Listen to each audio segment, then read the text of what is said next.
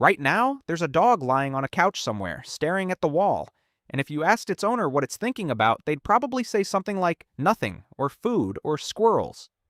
But what if that's wrong? What if behind those eyes there's something looking back? What if that dog knows, on some level, that it exists? Or, and this is the question that should actually keep you up at night, what if it doesn't? What if you are the only kind of thing in the entire universe that knows it's alive? In 1970, a psychologist named Gordon Gallup Jr. came up with what is still considered the gold standard test for self-awareness in animals. It's called the mirror test. While it's unconscious, you put a small mark somewhere on its body. A dot of paint on its forehead, a sticker on its ear. Somewhere it can only see in a mirror, not by looking down. Then you put it in front of a mirror and watch what happens. Most animals see their reflection and think it's another animal. They posture, they bark, they try to scare it off. Eventually they get bored and walk away, never once understanding that the thing they were threatening was themselves. But a handful of animals do something different. They see the mark. They look at the mirror, they look back at themselves, and they reach up and touch the mark on their own body. They understand that the reflection is them. The animals that pass?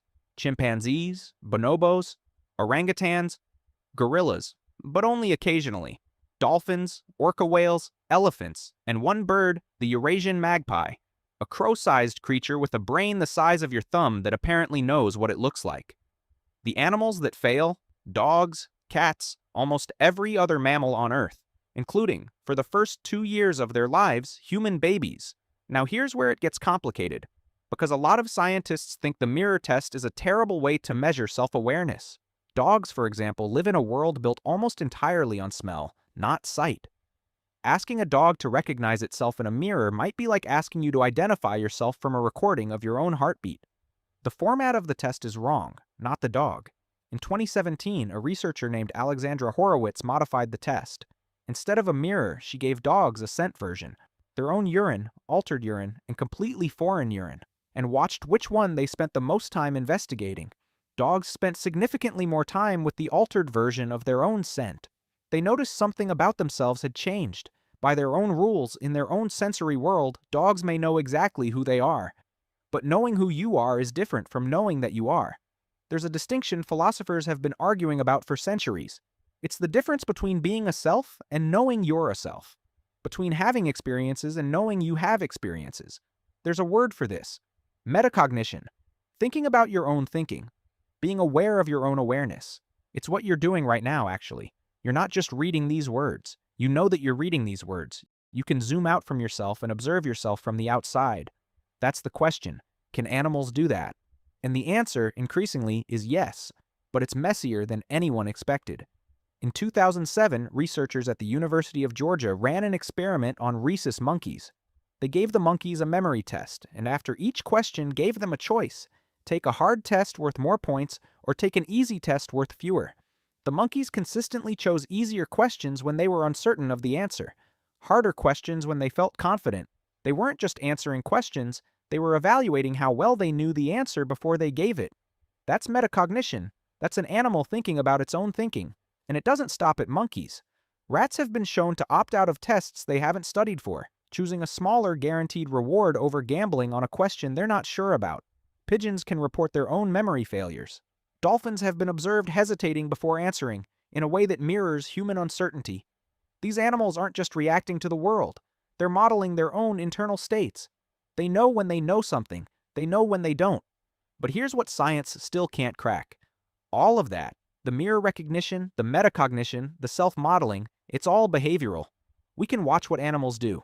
We cannot get inside what they feel. There's a concept philosophers call qualia.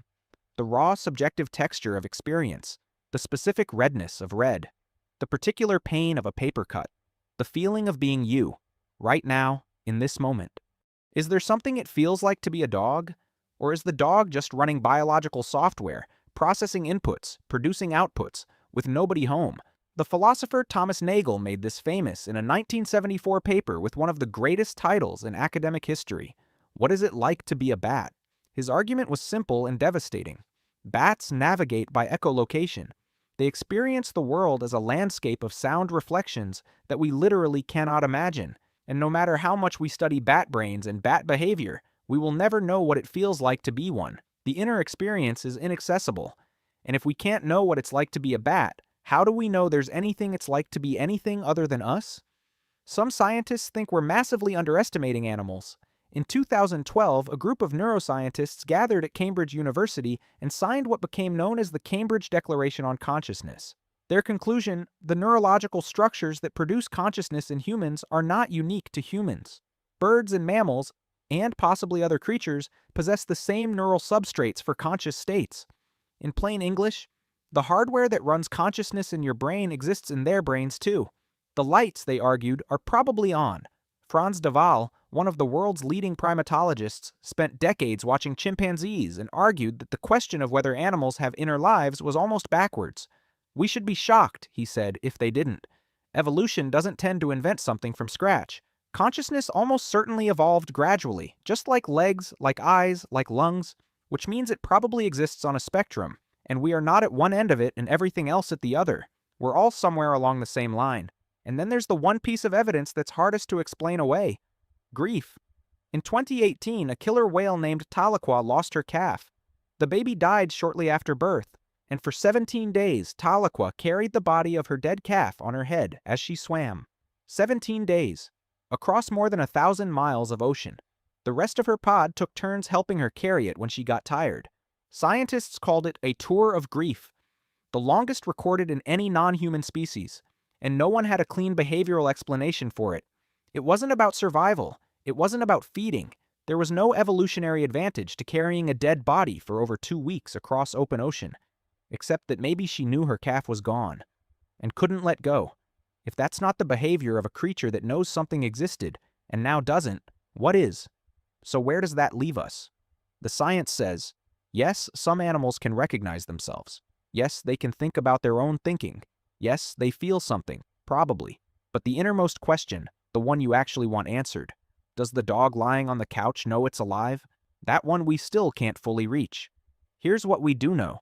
The more closely we look at animals, the more the gap narrows. Every decade of research closes the distance a little more. Abilities we once thought were uniquely human, language, tool use, culture, mourning, self-recognition, keep turning up in other species. The wall between us and them has been getting shorter for as long as we've been studying them, which raises an uncomfortable question. If we've been wrong this whole time, if animals do exist in some meaningful sense, if there's something it's like to be them, if they feel and grieve and know themselves, then the way we treat them isn't just an ethical question. It's something we've been getting wrong for all of human history, and the only reason we got away with it this long is because we couldn't ask them. There's a chimpanzee named Washoe who, in 1966, became the first non-human animal to learn American Sign Language. She learned over 350 signs. She taught some of them to her son. One day, a researcher who had been gone for a long time came back to visit. Washoe hadn't seen her in months.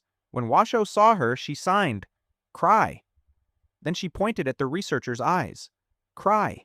She wanted to know why the researcher wasn't crying, why she wasn't as moved as Washoe was.